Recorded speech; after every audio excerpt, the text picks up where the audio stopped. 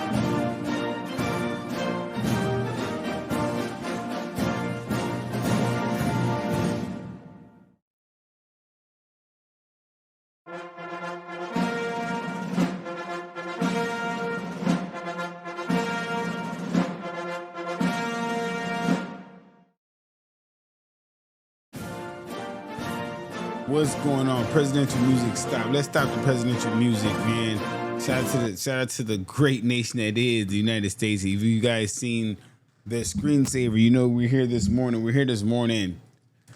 We got something good this morning, guys. So there was some information that came across, right? And hold on, let me share this to my Facebook because I think Facebook wants in on this.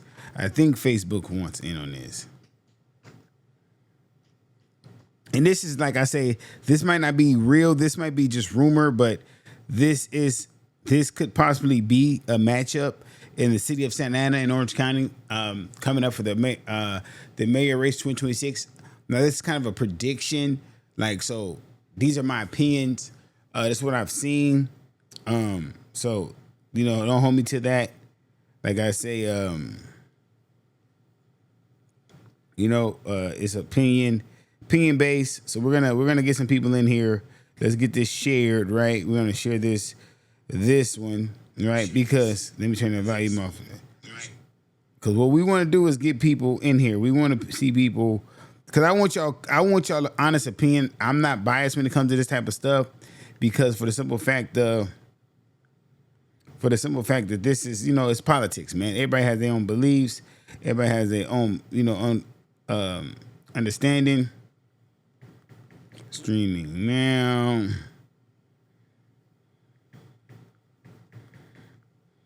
Let's talk about it, because there's much more to this than just being in office or this. We got to talk about policies. We got to talk about people's agendas. We got to talk about people's political affiliation. Like, what are we doing? You know what I'm saying? So we got to look at it like that. We have to look at it like that, and I hope that everybody's on the same page with me when I say this is just an opinion. And make sure the link goes to there. Okay, we're good. So we're here, right? We're here. So if you guys don't know what we're here for, let me show you guys real quick. This is why we're here.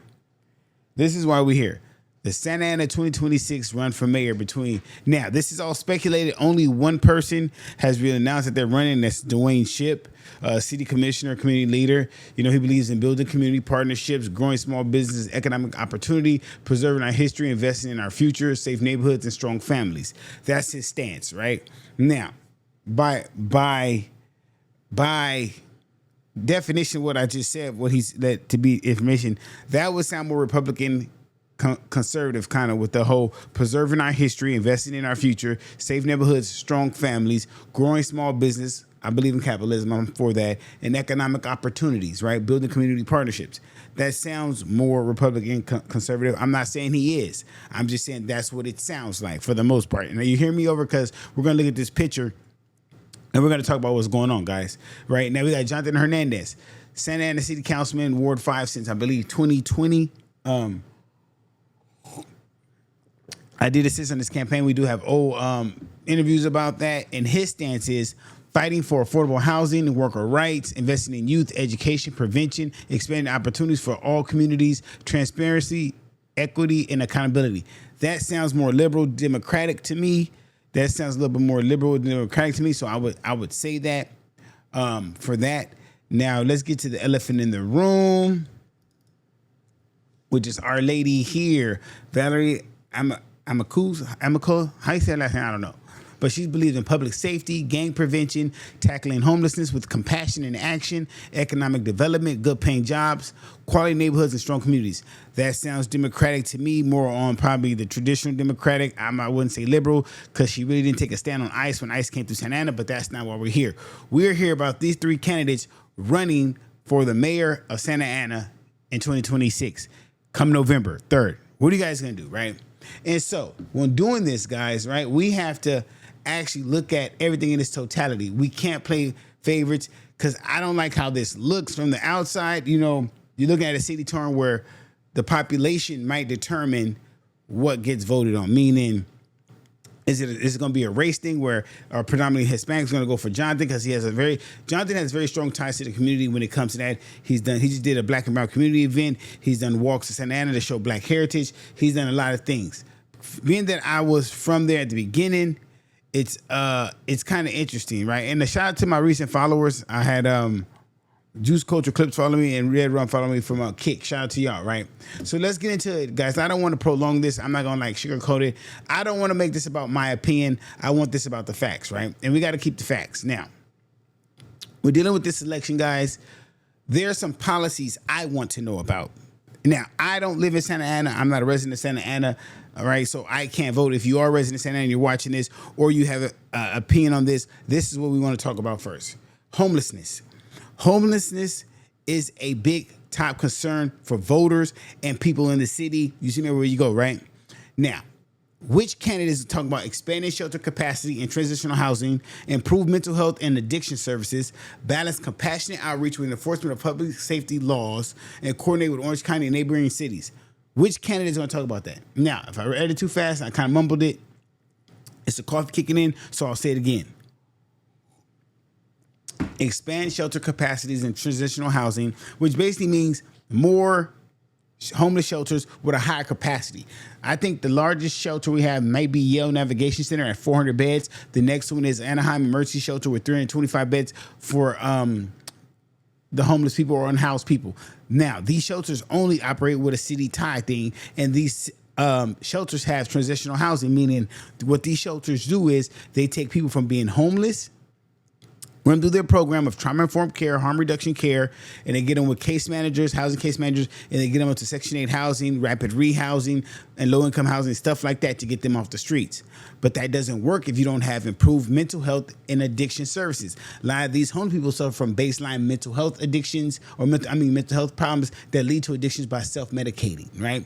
Or they don't have Medi-Cal, or they don't have something to get what they need, right? So with that being said, is homelessness is one of the primary policies or the things that people are looking at, voters are looking for, right? Now, mind you, only person who's come out actively about this is Mr. Shipp. I think that it's assumed that the current mayor will try to run first. I think it's her second term. I think her last term she could run for. I'm not sure. And I'm assuming and I'm speculating that Jonathan Hernandez will run for office, right? I feel like he will. Safe bet. I mean him, like I said, I'm close to two of these people. I know two of these people. So I've had conversations, not about this particularly, but about sort of things of this nature, right? Now, number 2 for policies, public safety.